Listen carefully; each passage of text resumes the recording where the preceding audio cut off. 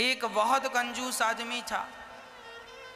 गंगा जी नहाने नहीं जाता था इसलिए कि कहीं पंडित कुछ मांग ना ले।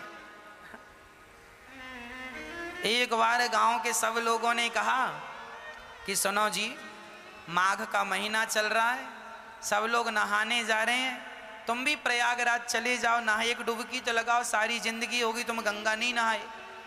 तो सबने जिद की, पत्नी ने भी कहा जाओ। तो वो चुपके से गया। पहले तो देखा कहाँ भीड़ ज्यादा है और कहाँ भीड़ बिल्कुल नहीं। तो वो गंगा के किनारे चलता चलता चलता, सब जगह भीड़ थी, माघ का महीना था।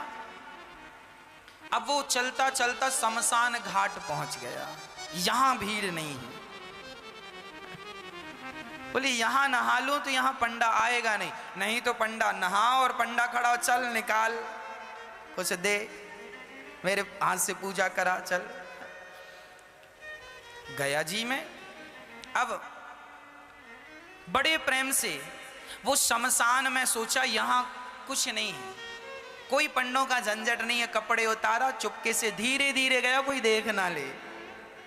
वो बड़ा पैसे वाला था पर कंजूस बड़ा था। तो शमशान में जाके डुबकी गंगा जी में लगाया और भगवान शंकर तो शमशान में ही विराजते हैं। शंकर जी को लगा जरा आज इसके साथ थोड़ा खेला खेली कर लें। तो भगवान शंकर ही पंडा बन के आ गए। जैसे ही वो डुबकी लगाया और डुबकी लगा के ऊपर उठा तो शंकर जी खड़े, हाँ यजमान जी निकालो। अब वो घबरा गया, अरे तुम कहां से आ गए? अरे बोले हमारा ये ठेका है, यहां जो भी नहाता उससे हमें ही वसूली करनी होती है, चलो ले आओ। नहा लिया आपने, लाओ। अरे हम इसीलिए तो नहाए शमशान में कि कुछ देना ना पड़े। ना ना, यहां तो देना ही पड़ता, शमशान ही, यहां से तो बच के कोई जाता नहीं। अच्छा बताओ कितना लोगे? शंकर जी बोले देखो हम वैसे लालची तो नहीं है, पर तुम दो, कितना दोगे ये बताओ? उसने बोला 1 पैसा दूंगा। हाँ हाँ, शंकर जी बोले चल मैं 1 पैसे से खुश हूं, चल ला। अभी नहीं लाया, कुछ नहीं हूं, उधार 1 पैसा दूंगा, वो भी उधार। तो शंकर जी बोले ठीक है, तो लिखवाओ फिर अपना एड्रेस वगैरह यहाँ। शंकर जी ने रजिस्टर में नोट किया, कहाँ के हो? फलानी गली, मकान नंबर फलाना। हाँ यहाँ के हो? हाँ सही है। हाँ मोबाइल नंबर? नहीं, मोबाइल रखते ही नहीं।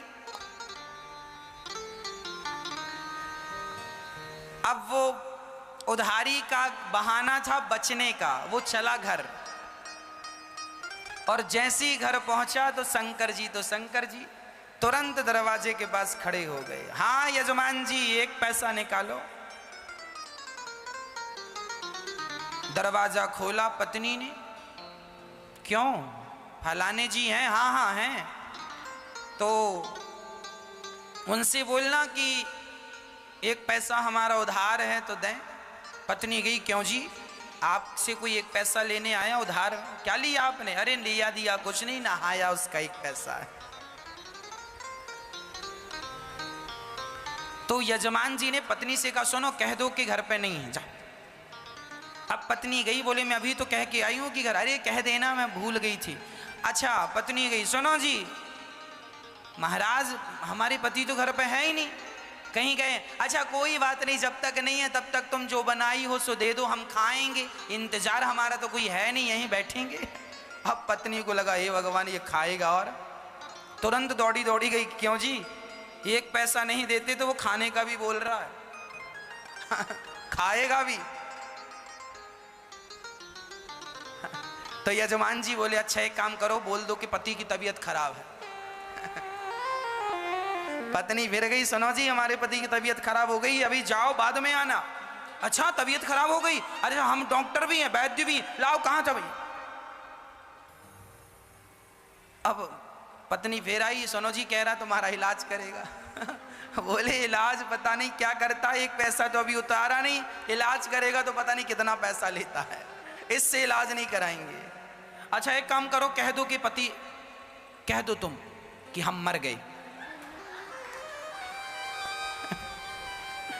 पत्नी ने कहा ये घोर पाप है, अभी आप जिंदा हो और हमसे कह रहे हैं मर गए। हम नहीं कहेंगे कि पति मर गए। अरे एक काम कर, मैं पड़ जाता हूं सांस बंद करके। वो सचमुच लेट गया। अब जब लेट गया तो पति ने कहा सुन ऐसे ना जा, जरा रोती रोती जा, ये सुनेगा कि मर गया तो चला जाएगा, एक पैसा तो बचेगा। अब वो मरने का नाटक किया और पत्नी रोती, महाराज महाराज बीमार थे, पता नहीं क्या हुआ, प्राण निकल गए। अच्छा शंकर जी बोले मर गया? हाँ। अच्छा एक काम करो, तुम घर में अकेली हो ना? हाँ। बोले मर गया हो तो उठाएगा कौन? मैं गांव वालों को बुलाता हूँ। अब भगवान जी ने, शंकर जी ने सारे गांव वालों, सुनो सुनो यजमान जी मर गए, सुनो सुनो यहाँ आओ, ये फलाना मर गया, जरा आओ। अब सारा गांव इकट्ठा हो गया। सब इकट्ठा, वो पड़ा है और पत्नी की तरफ बार बार यूं यूं करे, अभी है कि गया? अरे वही तो लाया गांव वालों को, कहाँ गया? थोड़ा देर मरी पड़े रहना। अब वो पड़ा मरा और गांव वाले अर्थी तैयार कर रहे हैं। हाँ वो रो रही है और भगवान शंकर मुस्कुरा रहे हैं, कितना कंजूस है, मर गया पर एक पैसा नहीं दिया इसने। अब गांव वाले बोलो देर ना करो, उठाओ। उठा के अर्थी पे, उस पे अर्थी पे रखा। अब ले जाने लगी तो पत्नी ने पकड़ लिया, नहीं मरे नहीं मरे